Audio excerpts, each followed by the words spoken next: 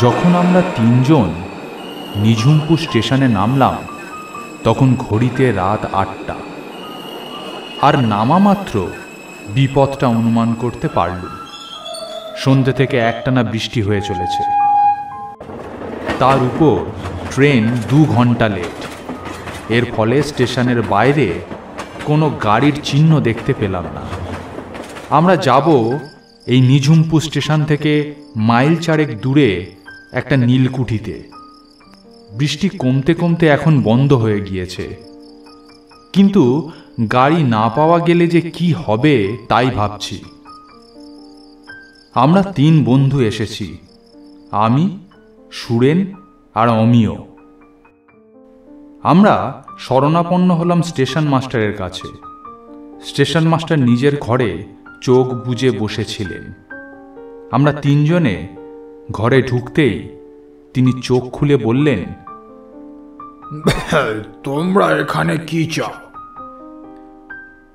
আমরা এখানে ঘুরতে এসে এখন খুব বড় বিপদে পড়েছি। তা কি বিপদ শুনি?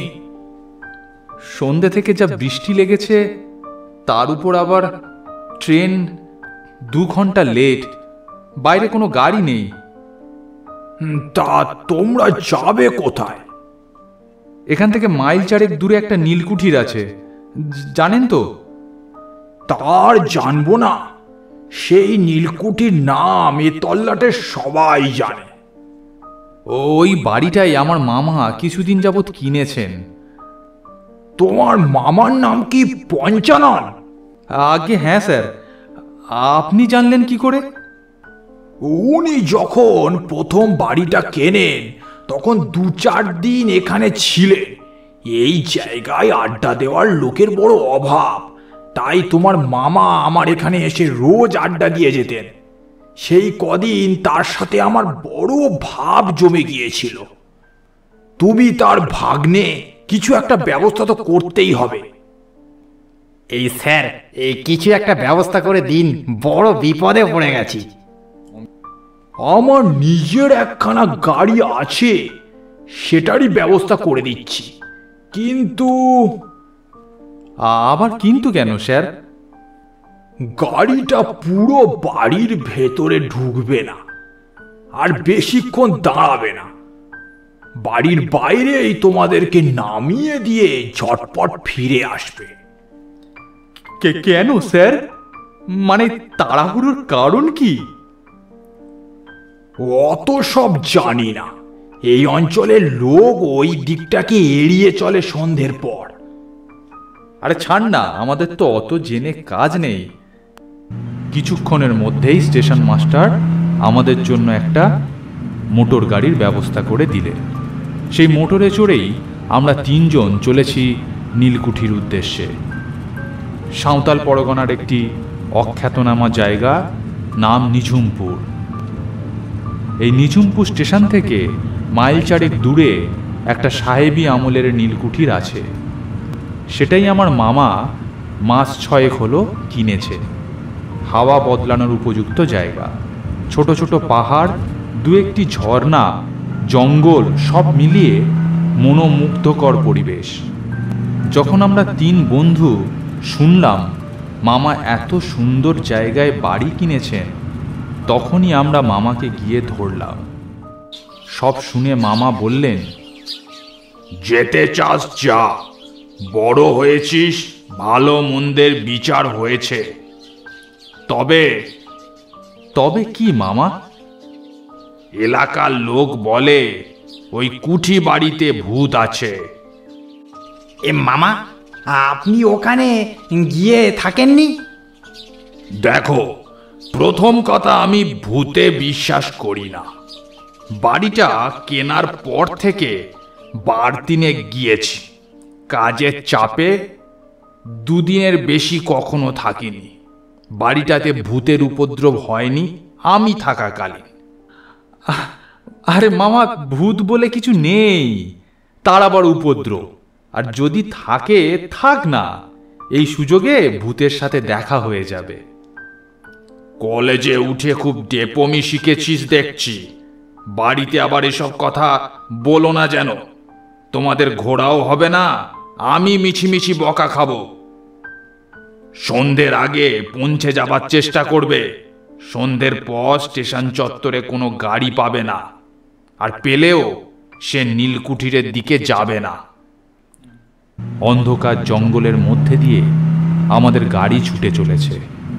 তীব্র হেডলাইটের আলোয় সামনের অন্ধকারকে ভেদ করে চলেছি আমরা। হঠাৎ করে গাড়ি প্রচণ্ড জোরে ব্রেক কষল। আমরা লাফিয়ে উঠেছিলাম। গাড়িটাও পিছলে গিয়েছিল বেশ কিছুটা। এমন অবস্থাতে আমরা ভীষণ ভয় পেয়ে গিয়েছিলাম। তারপর আবার ঝটপট গাড়ির ইঞ্জিন স্টার্ট করে গাড়িটা যেন পালিয়ে বাঁচল। এমন প্রাণঘাতী ব্রেক মারার কারণ জিজ্ঞেস করতে ড্রাইভার জানালো, একটা বেড়াল গাড়ির সামনে এসে পড়েছিল। আমি মনে মনে ভাবলাম, এই জঙ্গলে বেড়াল এলো কোত্থেকে? এতক্ষণ হয়ে গেল গাড়িতে বসে আছি, এতক্ষণে একটি মানুষ তো দূরের কথা, জঙ্গলের মধ্যে একটি আলোর চিহ্ন পর্যন্ত দেখতে পাই। গাড়ির ইঞ্জিনের শব্দ কখনো কখনো বাড়ছে, কখনো কখনো কমছে। সব জিনিসেরই একটা ভালো দিক এবং খারাপ দিক আছে। ভালো দিকটা হলো, এই গাড়ির মধ্যে থেকেই বসে দেখতে পাচ্ছি জঙ্গলের মধ্যে জোনাকির মেলা। মাথার উপরের আকাশ পরিষ্কার নক্ষত্র খচিত, চারিদিকে গভীর নিস্তব্ধতা। খারাপ দিক হলো, আশেপাশে কোনো জনবসতি নেই। বিপদ আপদ হলেও কাউকে পাওয়া যাবে না। শাল পলাশের বড় বড় গাছের তলায় গাঢ় অন্ধকার জমাট বেঁধে আছে। সেই অন্ধকার দেখলে বুক কেঁপে কেঁপে ওঠে।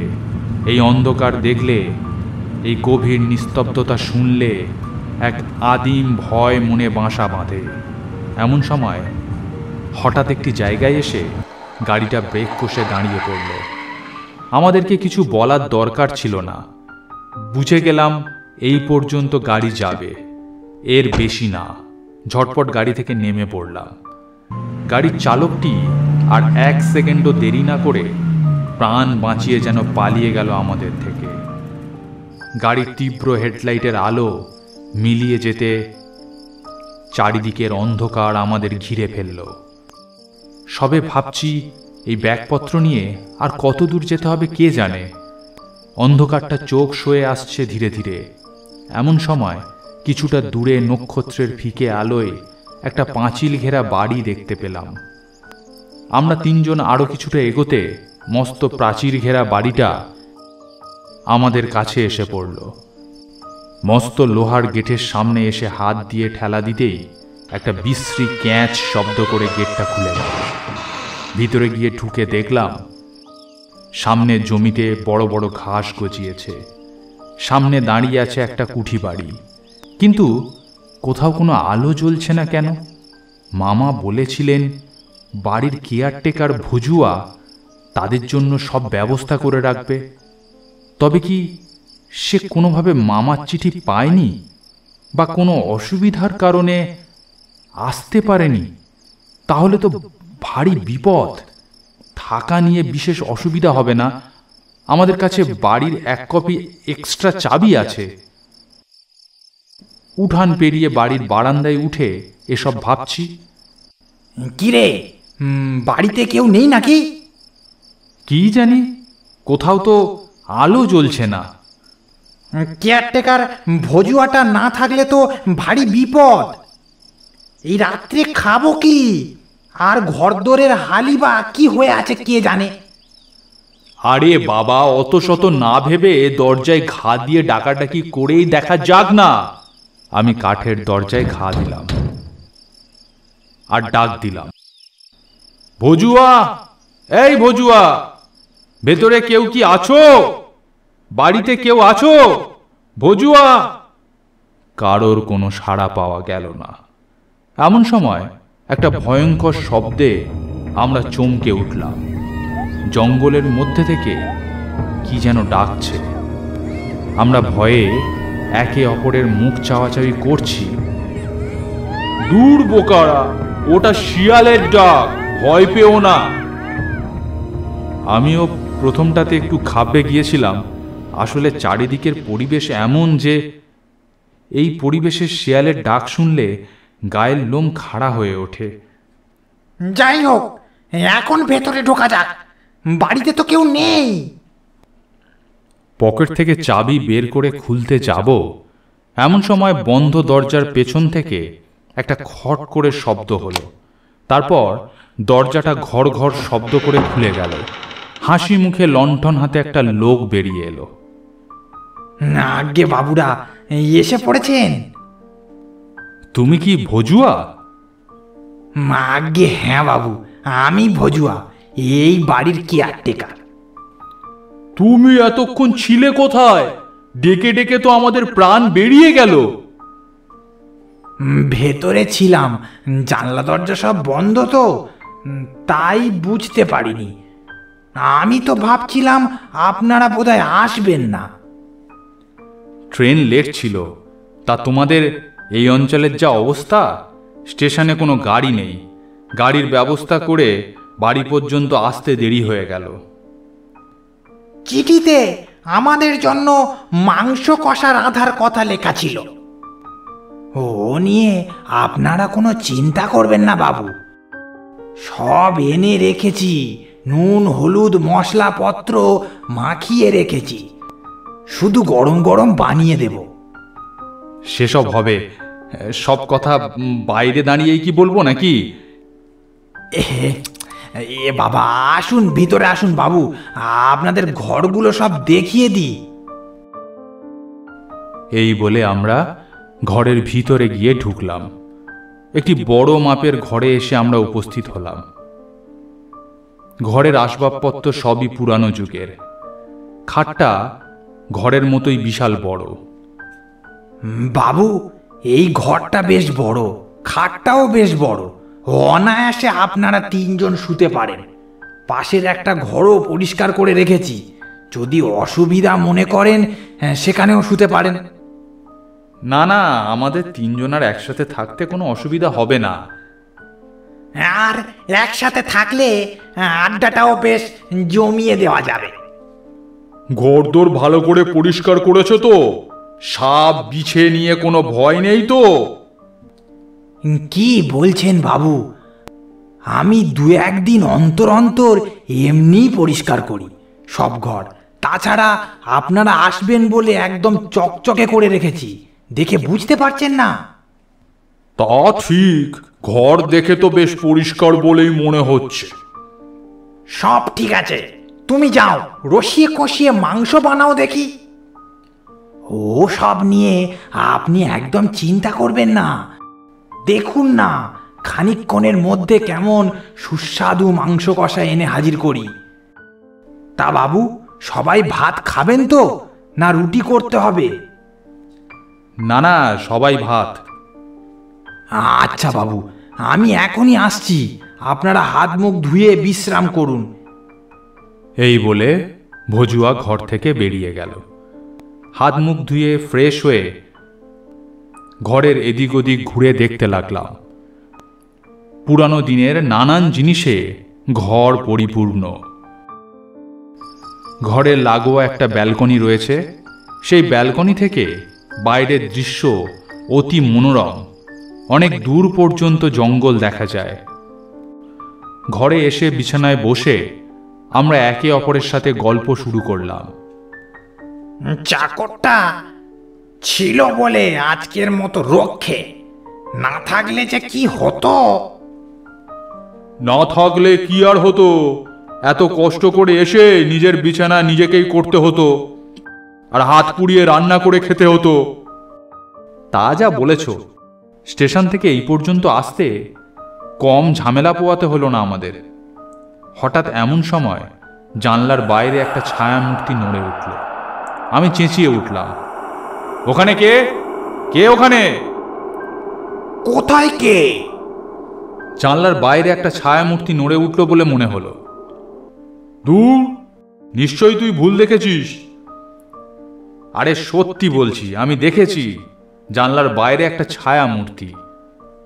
চলো না একবার গিয়ে দেখে আসি। আমরা 3 জন বিছানা ছেড়ে উঠে গিয়ে ঘরের এদিক ওদিক জানলা দিয়ে মুখ বাড়িয়ে দেখলাম কাউকে কোথাও দেখতে পেলাম না। তারপর তিনজনে এসে ব্যালকনিতে দাঁড়িয়ে স্তম্ভিত হয়ে গেলাম। ব্যালকনিতে কোনো হ্যারিকেন জ্বলছিল না, আকাশে চাঁদ নেই, তাই ব্যালকনির সেটের তলায় অন্ধকার জমেছে। সেই অন্ধকারের মধ্যে দাঁড়িয়ে রয়েছে একটা মূর্তি। অন্ধকারের মধ্যেও যেন তার চোখ দুটো জ্বলজ্বল করছে। আমাদের তিনজনেরই নিঃশ্বাস বন্ধ হয়ে আসার উপক্রম হলো। অমিয়র গলা দিয়ে ভয়ার্ত স্বর বেরিয়ে এলো, কে কে ওখানে? অন্ধকারের মধ্যে থেকে বেরিয়ে এলো ভজুয়া। ভজুয়া, তুমি এখানে কি করছো?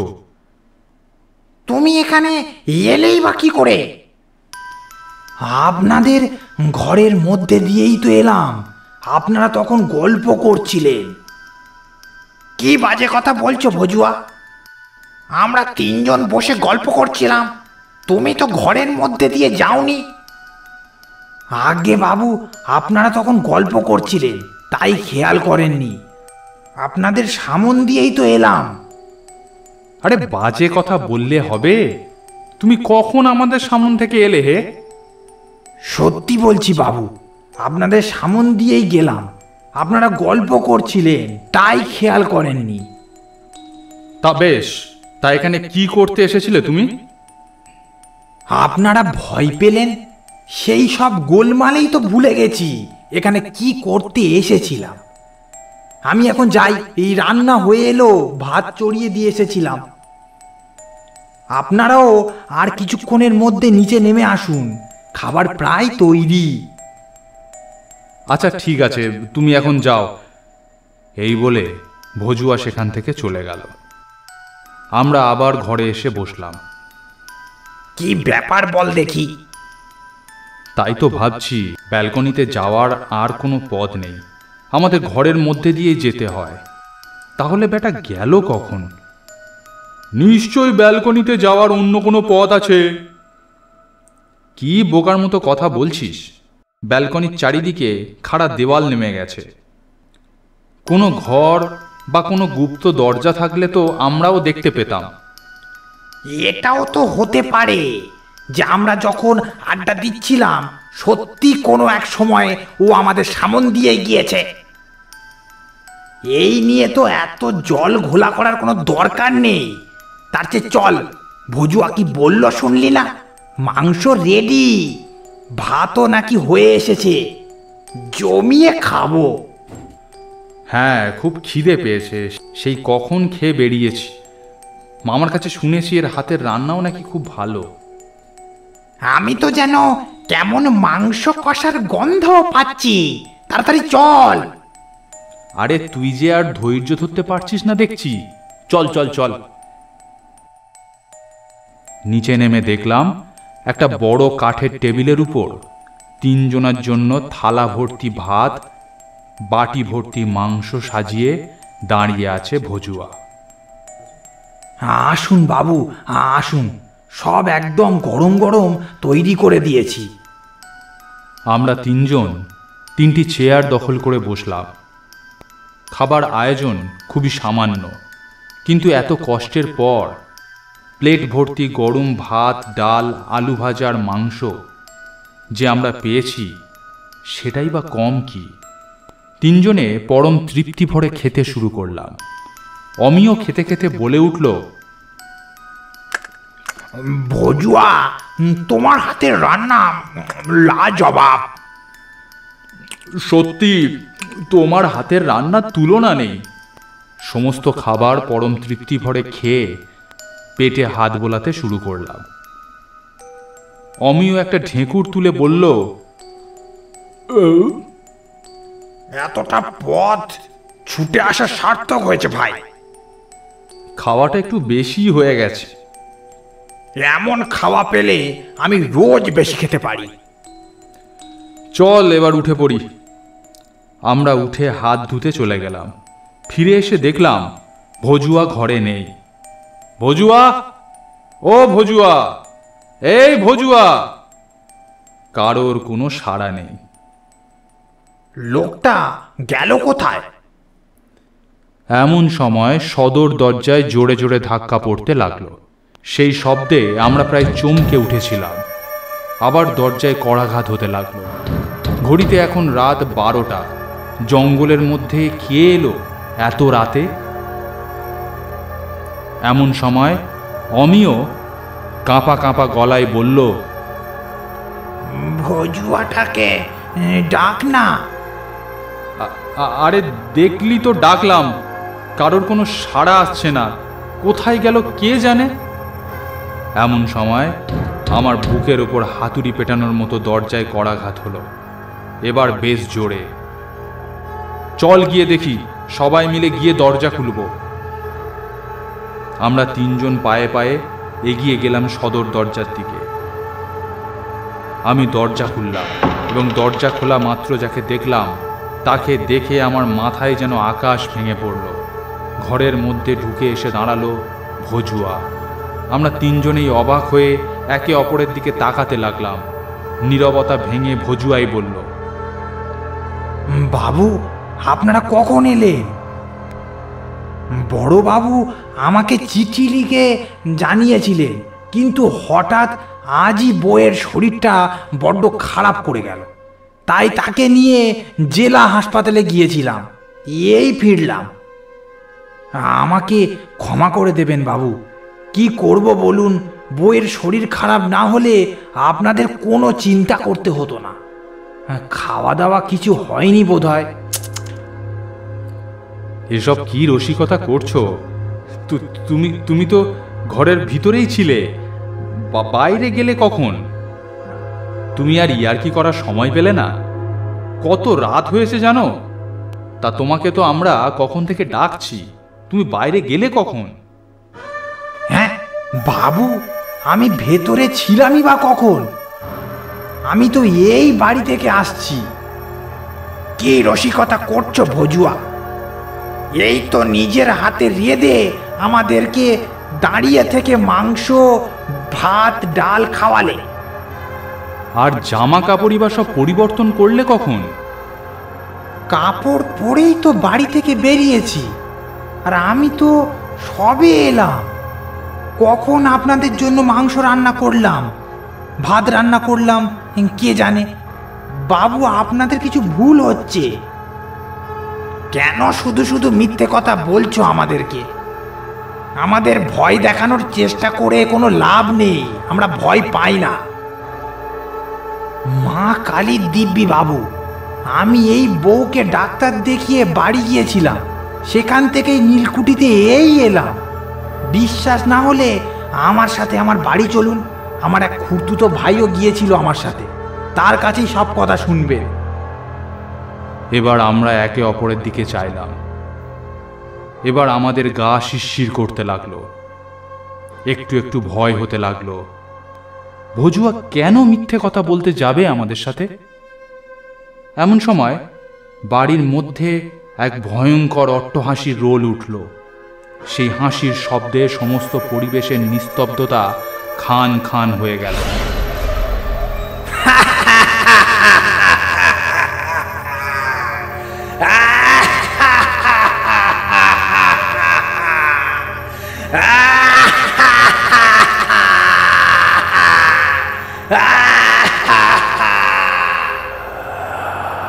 কি কর্কশ সেই ভয়ঙ্কর অট্টহাসির শব্দ! শুনলেই শরীরের রক্ত হিম হয়ে যায়। পুরো বাড়ির আলো জ্বলতে নিভতে শুরু করলো এবং তার সাথে অট্টহাসি ক্রমেই জোরালো হয়ে উঠল। এমন ভয়ঙ্কর বিপদের মধ্যে আমরা কখনো পড়িনি। আমার মাথা কাজ করছিল না, বাকিদের অবস্থাও একই রকম হবে। কি যে করব, কোনটাই বা আসল কোনটাই বা নকল কিছুই আমার মাথায় ঢুকছিল না। শুধু সেই হাসির শব্দে আমরা যেন পাথরের মতো হয়ে গেলাম। এই ভয়ঙ্কর হাসির শব্দ শুনে অমিয় ওইখানেই অজ্ঞান হয়ে পড়ে গেল।